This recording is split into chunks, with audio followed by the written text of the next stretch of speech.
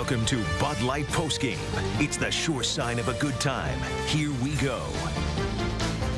Hey everyone, welcome to your Bud Light Postgame Report. Liam McHugh with Mike Milbury and Jeremy Roenick. Drew Doughty's the guy who lost his head. Mike Smith's the guy who lost his glove. The Coyotes lost the game, and their season is now over. The Kings heading back to the Stanley Cup Final for the first time since 1993.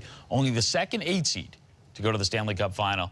But at this point, regardless of who they face, are they an underdog to anyone?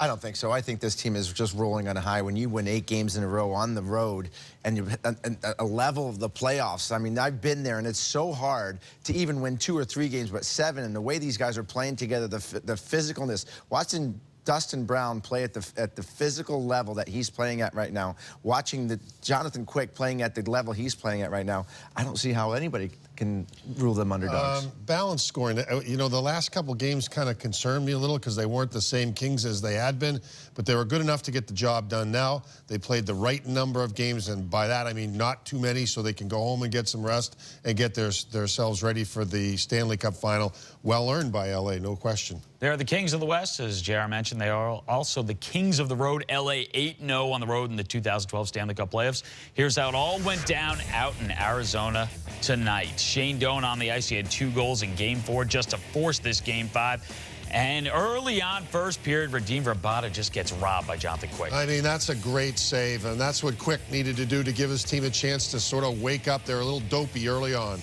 Yeah, here Drew Doughty wipes out, takes out the goal, and we got a penalty. Yeah, a very weird call, and not too often that Doughty will lose his edge, but this is definitely not intentional, but he still gets the penalty. And as a result, on the power play, Martin Hansel with the assist, Taylor Pyatt, his 4th playoff goal. Yeah, Mike Richards gets a little twisted around, too late to cover his check. A nice play and quick lead. As for the Kings, shorthanded opportunities have been huge for them. That's Anze Kopitar's 2nd shorthanded goal of this postseason, his 6th goal overall, tied at 1, head to the 2nd period. And it's Phoenix going ahead once again, and it's Pouliot, his 1st ever playoff goal. Yeah, perfect place for a rebound, and he gets a little help from Voinov's stick, but I still think the backhand propels into the back of the net, and we are all tied up. So it's 2-1, Phoenix in the 2nd period, and Drew Doughty, his 2nd of the postseason. Somehow that puck finds its way through. We're all tied up, and it's LA again. This time it's Mike Richards. Yeah, Richards had turned the puck over a lot, so had Carter, but they team up for a huge goal and a lead there. But right back comes Phoenix, as they have all year long. Yandel knocks one in off his shin pad on the pass from Taylor Pyatt, and we're now tied again. Not a distinct kicking motion. Just skated in, let it hit him. It found the back of the net, tied at 3. We go to overtime. We thought we were headed to double overtime, but it's the pancake man, Dustin Penner. Yeah, what a line to score the winning goal. This line was unbelievable the second half of the game, and Carter, Richards, Penner, game over, and both teams deserve a whole bunch of credit. So, LA takes down the series 4-1. The Kings break a playoff record by winning 10 consecutive road playoff games dating back to 2011. Let's date back to the handshakes right there, and right before it, you saw Mike Smith obviously not pleased that he gives up the goal and that they lose the game, but he was angrier than that. And guys shaking hands on the line, Shane Doan, very vocal during that time. Some controversy in the overtime. How did you see this go down? First of all, it's not very often you see angry voices in the line. I mean, that could explode very easily. That's unusual. Usually it's a time to just put everything behind you, but this was a reaction to the hit by Dustin Brown on Michal Rozsival that what happened just seconds before the goal, and there was a whistle here.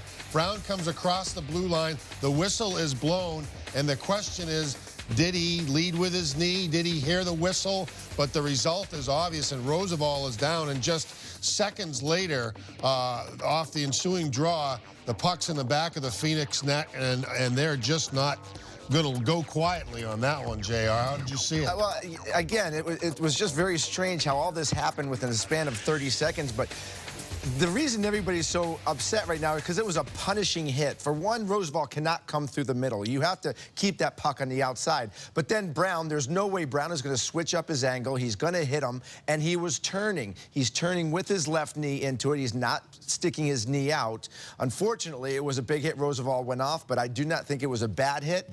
But there's a whistle. It's an offside play, and he keeps going. They have a legitimate complaint. Are you angry about the hit, or are you angry about the whistle? Hold on a second. There's no way Dustin Brown is going to be able to stop in the split second, less than a split second before he's going to hit that. There's no possible way. His reputation is to play on the line. Watch him now. He comes across. You know how fast that whistle blew? Hey, he made contact. I'm guaranteeing you there was an opportunity to avoid that on a whistle there. Not a chance. He's 2-3 feet fast. Mike. Okay. Not a chance. JR, that whistle went off. Yeah, so you can avoid it. That's what you're supposed to do when you're going into the end boards and you got a guy. You can avoid it. How many times you go hit a guy? No way. How many times you go hit a guy? How many times you go hit a guy right before a whistle and you veer out of the way? There's no way going at that speed. There's a lot of times you can do that. Not a chance. And not only that, they have legitimate beef on the knee out. That's questionable there. He's turning. There's no question there's an opportunity to stop and change your direction. Right now, I'm wondering if you two are going to be able to avoid hitting each other. But just don't ask us to shake hands in the line. That's all. No way. No way he can avoid that. Because there is a way. No way. And he should have avoided it. Not a chance. And they had a legitimate beef. There's nobody in the world that can change their mind in that split of a second to make that collision. There's no one in the world that's going to change either one of your minds on this. That's right. Not a chance. I think we'll take another look at it. Well inside the blue line. Show that in fast motion instead of slow motion. You tell me whether someone can change that. Not a chance. Guys are already inside. Look at how far inside the line they are, for crying out loud. It's a whistle and it's a hit. I understand it's a bang simultaneously. If you're on the line, you're a Phoenix Coyote, you're barking about that? I didn't say that. I'm telling you right now, that's not the time and place to do it. But Dustin Brown's reputation all throughout this series has been, all throughout his career, is to be on the line. Jonesy calls him fall down Brown because he draws some penalties. But he's an irritating player. He's one of the hardest hitters in the playoffs today. So everybody's looking to sort of finger him as the evil one in this. They're going to watch that replay, and nobody's going to have a problem with it tomorrow. All right, rewatch. We're going to move on. Late for that. But so Phoenix, they're in the locker room. Let's say they've calmed down from this. They're not upset anymore. Are there guys who are playing the what-if game right now? Were there opportunities there that they simply just did not cash in on? There were a ton of them. There were a ton of them. And Radim Verbata, probably more than anyone, the first save in early going that Quick made with that ridiculous toe save where it comes out of nowhere, looked like Marty Brodeur and the Scorpion in the reverse, right? I mean, that one was just sensational. And there were a ton more, JR. Yeah, and this is a team that had so many, golden opportunities. I know Jonathan Quick has been unbelievable, but off the post, empty nets that just seemed to go over, and it seemed that Verbata was on the wrong end of most of them.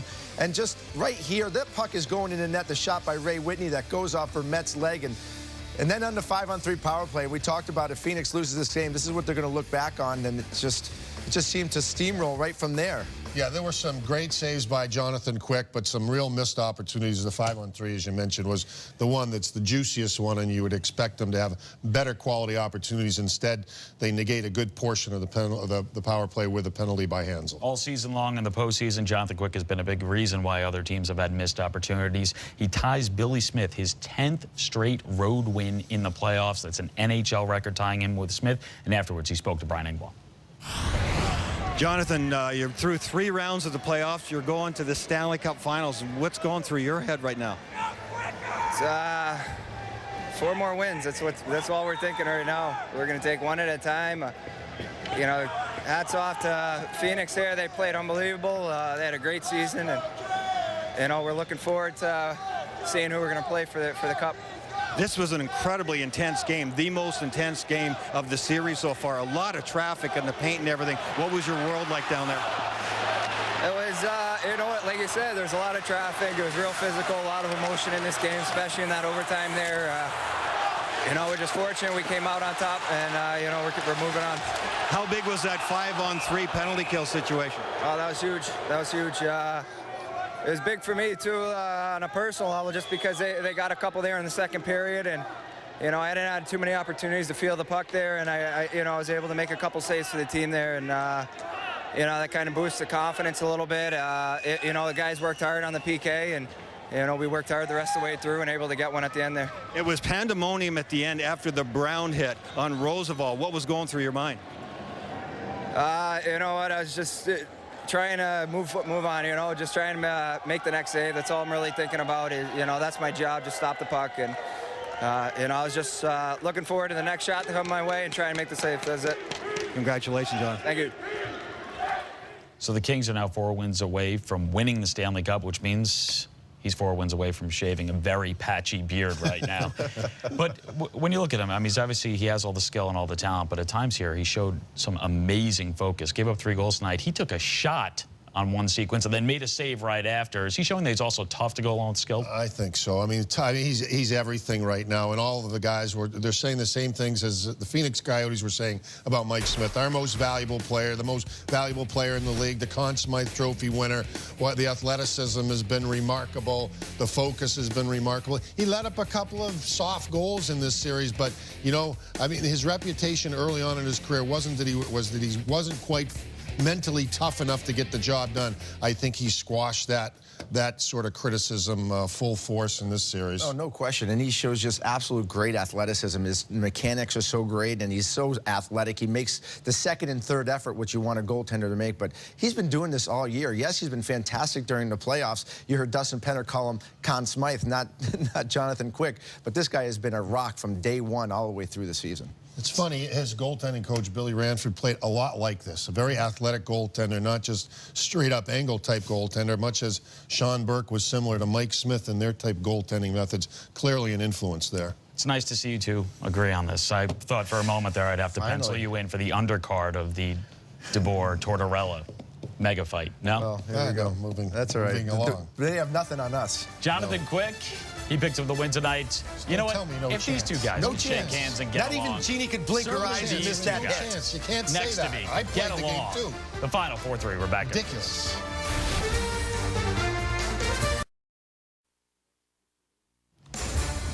Shane Doan is Coyotes hockey. He is the captain. He is passionate. Dave Tippett trying to tell him that right now there's nothing you can do about what just went down. Get on the line, shake hands, but check this out. Him and Brown come face to face, and he has got a few words for the LA Kings captain. More than a few. Well, you guys were angry, so we knew he'd probably be angry. We don't know exactly what he said. Perhaps we'll find out now because Dustin Brown just spoke to the media in the locker room. I think it was a full, like I said, I hit him from toe to shoulder on my left side, full contact. You know, he's trying to get out of the way. I'm trying to finish my check. So I don't think my first thought is I didn't stick my knee out. He's trying to get out of the way, and I finished my check. So, I mean, he's not talking about the whistle at that point. He's just talking about finishing. He's talking about the contact. And am I at least correct that both of you agree? I mean, he's not just going knee to knee here. Like, he was trying, He was looking for a big-time whack, and he got one just after the offside was blown. All right. It's just blown up because the winning goal happened so soon after that hit, and that's why it's hurting so much.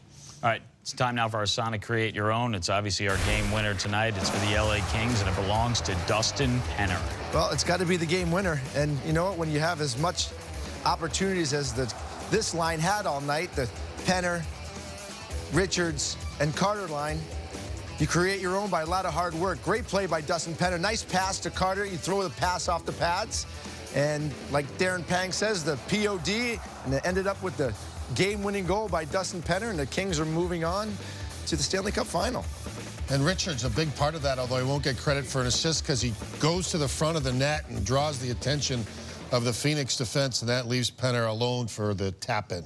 Under the current playoff format, the Kings are just the second team in NHL history to eliminate the number 1, number 2, and number 3 seeds in their conference. The only other team to do it, the 2004 Flames, also coached by Daryl Sutter, who moments ago addressed the media.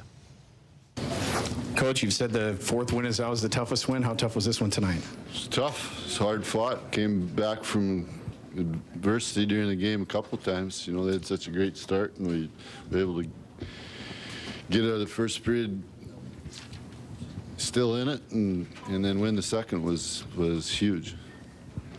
Coach, Dustin Penner coming out the winter night and the journey he's had this season, just talk about. Well, he had a journey tonight. I stuck with him. You know, he struggled early in the game and stuck with him. Why do you think you're having all this road success? Got to win in lots of different ways. I mean, look at tonight. We had trouble scoring the last couple of games, and tonight we were sort of on that ride again where Smith was not letting anything he saw, you weren't scoring on him. That's kind of what happened the last couple of games. So, you know, we won in a lot of different ways. That's and that's what you have to do. You can't just sneak it out or get lucky or anything like that. You gotta earn it, and we did, and we have so far.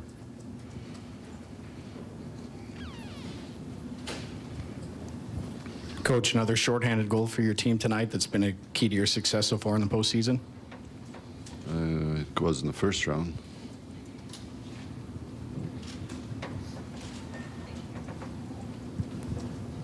It's a face-off goal, right?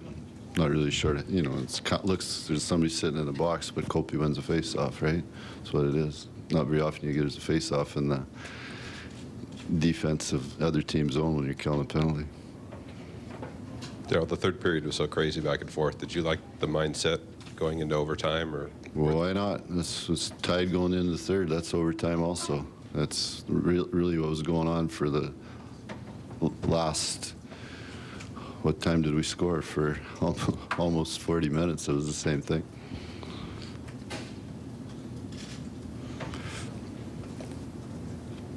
Can you kind of put your finger on what this means to the organization, getting back to the finals for the first time in almost 20 years? I'm proud of the players, right? That's the biggest thing for me. It's a hell of an accomplishment for the players. That's what it's about. They're the guys that sweat and bleed. That's what it's about. I know from being a player, I'm proud of them guys. So they're in the finals. He seems pretty pumped up. The LA Kings, most consecutive road playoff wins in NHL history. They have won 10 straight. And you look at some of the teams. Get a chance to extend that, right? Because their first game is definitely on the road. Definitely going to be on the road regardless of who they play in the Stanley Cup final. Drew Doughty, when we talk about him, we talk about a guy who is young, talented, rich. But after today, I think we're talking about a guy who was maybe an angry young man. He had a wild ride through this game. Yeah. And you know what? At one point, really just giving it to the officials. Did he have a legit beef? He had a legitimate beef, but you can't let yourself get lost in the moment. But that aside from the fact that Drew Doughty has really come into his own here in the postseason. Regular season was not great for him, and this one he got turned around. And you're right, Jay, I'm not sure that was a penalty, but this guy is really a dandy defenseman, thought of strictly as an offensive guy here. The redirection by Kopitar on his slap shot. Again, he threads the needle here, finds a way to get it through. Good poise, good patience, and good defensive play right there on the 2-on-1. It was a dynamite chance for the Phoenix Coyotes, but he got called on an interference call here. Didn't like it here, and things got a little agitated for Mr. Doughty. Yeah, I was pretty surprised that they called a penalty, especially like that in overtime. He definitely has a beef here, but I was surprised that they didn't even give him a penalty for going back at him twice. It's one thing to yell at the ref, but to continue to turn back and do it again. And then the offsides that he had, which obviously was not offsides, he started yelling again. But, you know, you can tell that this means a lot to him. He was passionate. But Doughty, definitely, in my opinion, one of the better defensemen in the National Hockey League. He's almost like a forward. He's got the talent of a forward. He skates like a forward, and he can score like a forward like he did tonight. But the experience has brought him the ability to make plays like he did on that 2-on-1. You see those things develop over time. It becomes easier to read. Doughty's certainly paying attention to that end of the ice. He's a guy who certainly picked up his game in the postseason. A goal, an assist, several hits tonight. Drew Doughty and his teammates celebrating Dustin Penner's game-winning goal. LA takes it down 4-3. They win the series 4-1. Back after this.